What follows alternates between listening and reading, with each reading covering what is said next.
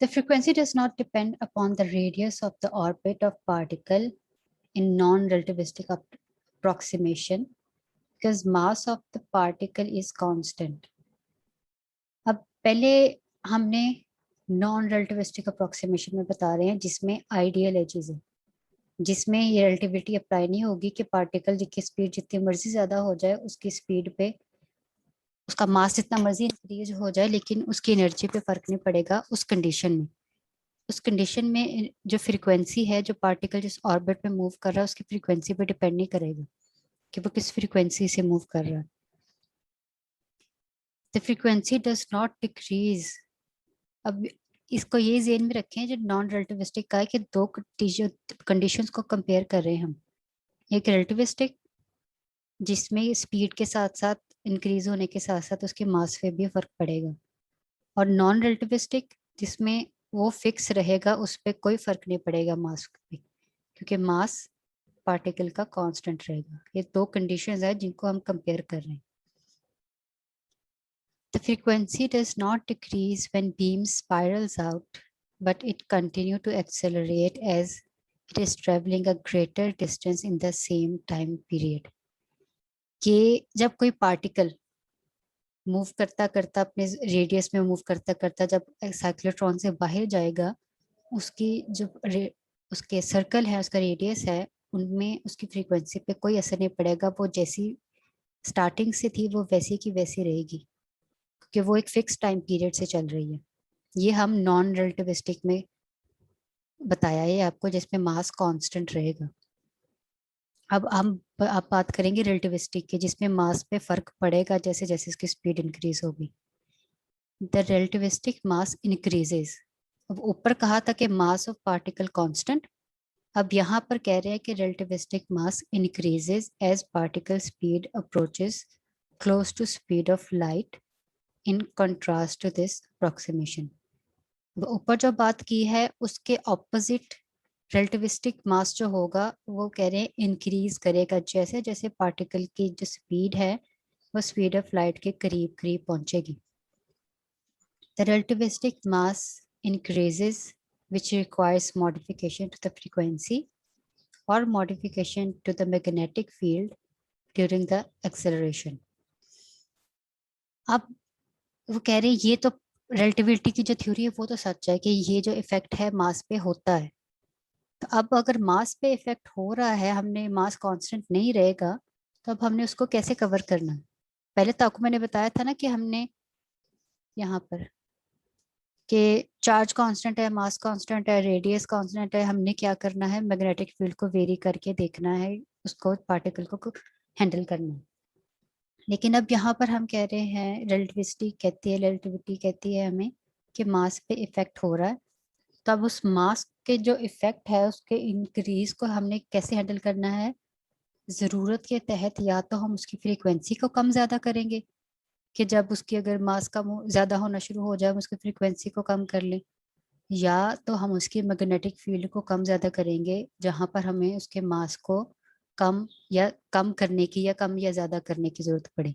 मतलब यहाँ पर पहले फ्रीक्वेंसी हमने फिक्स रखी थी, अब फ्रीक्वेंसी फिक्स नहीं रहेगी, क्योंकि अब जब आपकी एक चीज बढ़ रही है, अब उसको लेवल करने के लिए उसको इक्विलिब्रियम पे लाने के लिए आपको किसी और चीज को कम ज्यादा करेंगे। तभी अब जैसे गर्म पानी आपका ज्यादा हो रहा है बास्केट में, बाल्टी में, तो आप ये तो नहीं करोगे कि अब नया बर्तन ले आओ। आप क्या करोगे, उसी के अंदर उसको लेवल करने के लिए ठंडा पानी भी उस हिसाब से कम या ज्यादा करोगे आपकी जरूरत के मुताबिक कि आपको कितना चाहिए। तो यहाँ या तो आप कह दो कि नहीं जी डाल दिया हमने गर्म, उसको पड़ा रहने दो खुद ही ठंडा हो जाएगा। इसलिए यहाँ पर मास को ये तो पहली चीज एक्सेप्ट कर ली कि मास इंक्रीज होगा रिलेटिविटी की वजह से। तो अब उसी टाइम में हम उस मास को कैसे कंट्रोल करेंगे? क्या करेंगे, हम उसकी फ्रीक्वेंसी को जो हमने रेडियो फ्रीक्वेंसी प्रोवाइड की हुई है उस पार्टिकल को, उसको कम या ज्यादा करेंगे, या जो मैग्नेटिक फील्ड जो उसको सेंट्रीपिटल फोर्स दे रही है उसको उस रेडियस के अंदर रख रही है उसको कम या ज्यादा करेंगे। The modification to the frequency is called synchrocyclotron. अब आगे साइक्लोट्रॉन की भी दो टाइप्स आ गई हैं। एक जिसमें आप मॉडिफिकेशन करोगे फ्रीक्वेंसी में, वो आपका सिंक्रो साइक्लोट्रॉन हो जाएगा। तो अगर आप मॉडिफिकेशन करोगे मैग्नेटिक फील्ड में ड्यूरिंग एक्सेलरेशन, तो वो आपका आइसोक्रोनस साइक्लोट्रॉन हो जाएगा। ये दो टाइप्स हैं इसकी।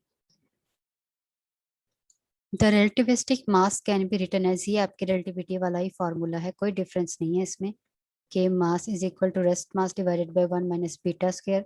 ये आपका V square over C square है, is equal to gamma, gamma आपका 1 over under root 1 minus P square है, बीटा स्क्वायर है सॉरी। ये आपका लॉरेंस फैक्टर है, ये आपका रिलेटिविटी वाला फॉर्मूला डायरेक्ट लगाया हुआ है। फिर एम नॉट, अब क्या कर रही है, अब ये रिलेटिविटी वाला फॉर्मूला यहाँ क्यों लेके आई हैं? ये इसलिए लेके आए हैं, आपको याद हो रिलेटिविटी में जब डायरेक्ट पहले आपने टाइम डायलेशन के लिए, लेंथ कंट्रैक्शन के लिए इक्वेशंस निकाली थी, लेकिन वो भी एक मसले पे फंस गई थी। वो कि उस मसले को दूर करने के लिए आपने लॉरेंस फैक्टर ऐड किया था उसमें, अगर आपको याद हो तो लॉरेंस ट्रांसफॉर्मेशन भी यूज की थी। तो यहाँ पर हम वही काम कर रहे हैं कि पहले आपने पीछे जो साइक्लोट्रॉन के लिए इक्वेशंस निकाली हैं, फ्रीक्वेंसी की निकाली है ये वाली, अब हम फ्रीक्वेंसी और मैग्नेटिक फील्ड को हमने वेरी करना है ना, तो ये आपकी जनरल फ्रीक्वेंसी के लिए आपकी इक्वेशन निकली थी। तो अब मसला हमें आ गया है मास का, पहले हमने मास कांस्टेंट रखा था, तो मसला रिलेटिविटी का आया है कि स्पीड के साथ मास चेंज होगा। तो अब उस रिलेटिविस्टिक इशू को हल करने के लिए हमने क्या करना है, इस जनरल फॉर्मूले में रिलेटिविस्टिक फैक्टर ऐड कर देना। रिलेटिविस्टिक फैक्टर कौन सा हमारा, गामा, लॉरेंस फैक्टर। जैसे रिलेटिविटी में किया था हमने, लॉरेंस करेक्शन की थी, यहाँ पर लॉरेंस फैक्टर ऐड करेंगे, जो बाकी इक्वेशन वही रहेगी, बस वो जो लॉरेंस फैक्टर होगा उस इक्वेशन में, वो जब जब आपको मास का इशू आएगा, रिलेटिविस्टिक मास का, वो लॉरेंस फैक्टर उसको कवर कर देगा, उसको बैलेंस कर देगा। तो इसलिए अब हम यहाँ पर हम लॉरेंस फैक्टर या रिलेटिविस्टिक कंपोनेंट ऐड कर रहे हैं उस प्रीवियस इक्वेशन में, where m naught is rest mass of the particle and beta is equal to v over c is relative velocity, while gamma is Carl Lorentz factor. The relativistic cyclotron frequency can be rewritten. अब उसको जो पीछे आपको अभी formula दिखाया उसको rewrite किया है इन्होंने।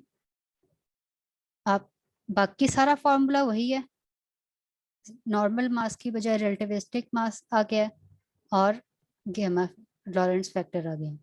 इसलिए ये वाली एम नॉट आने की वजह से आपका सिंपल एफ एफ नॉट हो गया, रिलेटिविस्टिक फ्रीक्वेंसी बन गई है, और अन्य साथ उसके आ गया है gamma function, Lawrence factor.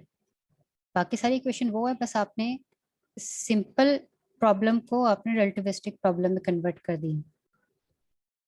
The frequency called synchrocyclotron operation frequency. Synchrocyclotron कौन सा था, जिसमें हमने सिर्फ फ्रीक्वेंसी को वेरी करना, उस मास को कवर अप करने के लिए फ्रीक्वेंसी को वेरी करना है, वो आपका है सिंक्रोसाइक्लोट्रॉन। इसलिए सिंक्रोसाइक्लोट्रॉन की ऑपरेशन फ्रीक्वेंसी कि वो किस फ्रीक्वेंसी पे काम करेगा, वो उसकी फ्रीक्वेंसी हमारे पास एफ नॉट होगी। The synchrocyclotron is a cyclotron in which frequency of the driving radio frequency electric field is varied to compensate for relativistic effects as the velocity of particle begins to approach the speed of light. वे वही बात कर रहे हैं कि सिक्रोसाइक्लोट्रॉन ऐसा cyclotron है कि जिसमें हम जो ड्राइविंग फोर्स है, रेडियो फ्रीक्वेंसी इलेक्ट्रिक फील्ड दी हुई है ना हमने, जो उसको उसकी डीज जो हैं उस पे वोल्टेज को अल्टरनेट वोल्टेज पे रखती हैं, जो उसको ड्राइविंग फोर्स होती है जो पुश करती है उस पार्टिकल को, जो आहिस्ता आहिस्ता एक्सेलरेट करता है। तब यहाँ पर ये ऐसा साइक्लोट्रॉन है जिसमें वो वाली जो फील्ड है रेडियो फ्रीक्वेंसी वाली, उसको चेंज करते हैं हम, जो मास में चेंज आ रहा है उसको कंपनसेट करने के लिए। क्योंकि पुश तो असल आपको रेडियो फ्रीक्वेंसी ही दे रही थी, मैग्नेटिक फील्ड का काम सिर्फ ये था कि उसने सर्कल के अंदर रखना, उस पार्टिकल को बाहर नहीं जाने देना। इसलिए इसमें हम उस फ्रीक्वेंसी को वेरी कर रहे हैं, कम या ज़्यादा, वो जितना जहाँ पर जैसी ज़रूरत पड़े, कि अगर ज़्यादा उसकी स्पीड होगी या मास ज़्यादा हो रहा है तो वो फ्रीक्वेंसी को कम कर देंगे ताकि उसको कंट्रोल कर लें।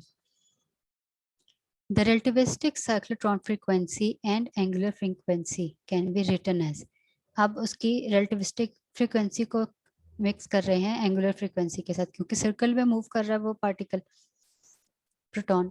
एंगुलर फ्रीक्वेंसी 2 पाई एफ, अब एफ फ्रीक्वेंसी का उसका जो आपने पीछे ऊपर निकाला है वो इसमें पुट कर दें, तो ओमेगा आपका सिंपल ओमेगा ओमेगा नॉट हो जाएगा सारा। तो एक्स्ट्रा क्या चीज आई है इसके अंदर, लॉरेंस फैक्टर आ गया। वो 1/√1 - बीटा स्क्वायर होता है, तो उसको उन्होंने 1 को खत्म करके ऐसे लिख लिया। Where F naught is cyclotron frequency in classical approximation, omega naught is cyclotron frequency in classical approximation.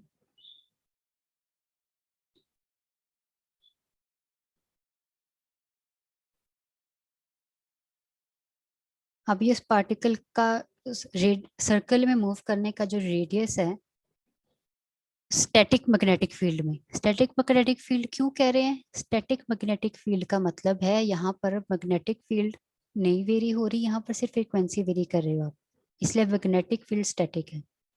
तो वो रेडियस गिवन आपको होगा v डिवाइडेड बाय मेगा, और बीटा सी इसलिए क्योंकि बीटा आपका v²/c² है, तो उसको कर रहे हैं v/c है, सॉरी। तो v ऑलरेडी आपके पास है, c से मल्टीप्लाई करें, c से डिवाइड करें तो आपका v/c बीटा आ जाएगा, तो एक c इधर रह जाएगा, तो वो आपके पास बन जाएगा beta c divide by omega. यहाँ पर अगर आप ओमेगा की वैल्यू पुट कर दें तो वो आपका रेडियस बन जाएगा, जो पार्टिकल ये प्रोटॉन या न्यूट्रॉन मूव कर रहा है साइक्लोट्रॉन में, उसका रेडियस वो कितने रेडियस में मूव करेगा, कब, जब मैग्नेटिक फील्ड फिक्स है, हम उसकी फ्रीक्वेंसी को चेंज कर रहे हैं। अब है आइसोक्रोनस साइक्लोट्रॉन। ये कौन सा साइक्लोट्रॉन है, ये वो है इसमें फ्रीक्वेंसी फिक्स रहेगी, मैग्नेटिक फील्ड चेंज होगी। मास को कंपेंसेट करने के लिए इसमें मैग्नेटिक फील्ड को चेंज करना है, कम या ज्यादा। An alternative to the synchrocyclotron is the isochronous cyclotron.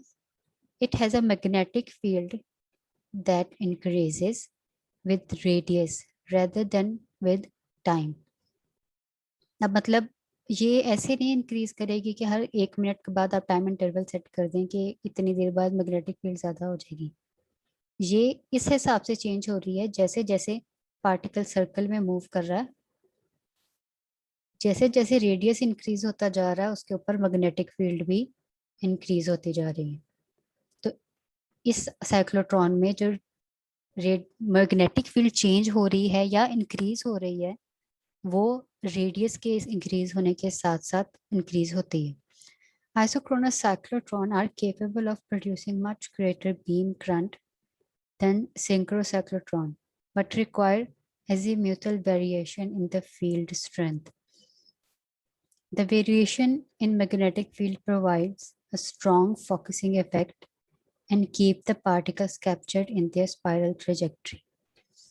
अब यहाँ पर एक पॉजिटिव एक्स्ट्रा पॉइंट दे रहे हैं मैग्नेटिक फील्ड को कम या ज्यादा करने को फ्रीक्वेंसी पे, कि मैग्नेटिक फील्ड कंट्रोल किया हुआ ये वाला जो साइक्लोट्रॉन है जिसमें मैग्नेटिक फील्ड हम वेरी कर रहे हैं, उसका बेनिफिट ये है कि मैग्नेटिक फील्ड वेरी करने से हमारे पास जो बीम करंट, मतलब हम तो अभी पहले डिस्कस किया ना कि एक प्रोटॉन को एक्सीलरेट कर रहे हैं, लेकिन बार साथ साथ एक प्रोटॉन फिर प्रोटॉन हम एक बीम बना सकते हैं पार्टिकल, क्योंकि पार्टिकल्स मिलके बीम बन जाती है और वेव भी पार्टिकल्स की बनी होती है, तो वो पार्टिकल्स की बीम बन जाती है। तो इसमें जो मैग्नेटिक फील्ड वेरी करने वाला हमारे पास साइक्लोट्रॉन है, इसकी क्वालिटी ये है कि ये ज्यादा स्ट्रॉन्गर बीम हमें प्रोवाइड कर सकता है। इससे जो हमें जो पार्टिकल की बीम मिलेगी वो ज्यादा फोकस्ड होगी, क्योंकि मैग्नेटिक फील्ड का बेसिकली काम यही था कि उसने सर्कल के अंदर फोकस रखना है पार्टिकल्स को। तो जैसे जैसे पार्टिकल का रेडियस बढ़ेगा वो उतनी ज्यादा स्ट्रांग होती जाएगी, उसको उतना कंट्रोल में रखेगी, बाहर नहीं जाने देगी, तो उतनी ज्यादा फोकस्ड बीम मिलेगी। फ्रीक्वेंसी वाले में क्या था,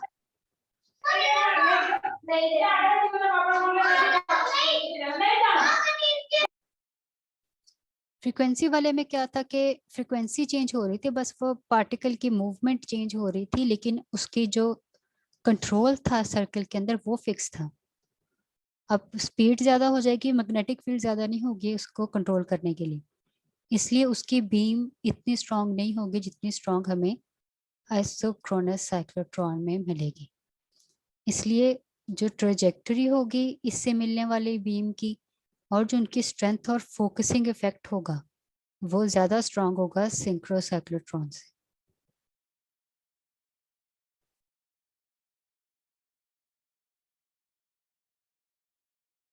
हाँ जी, ये हो गया हमारा। अब किसी का कोई क्वेश्चन इसमें से?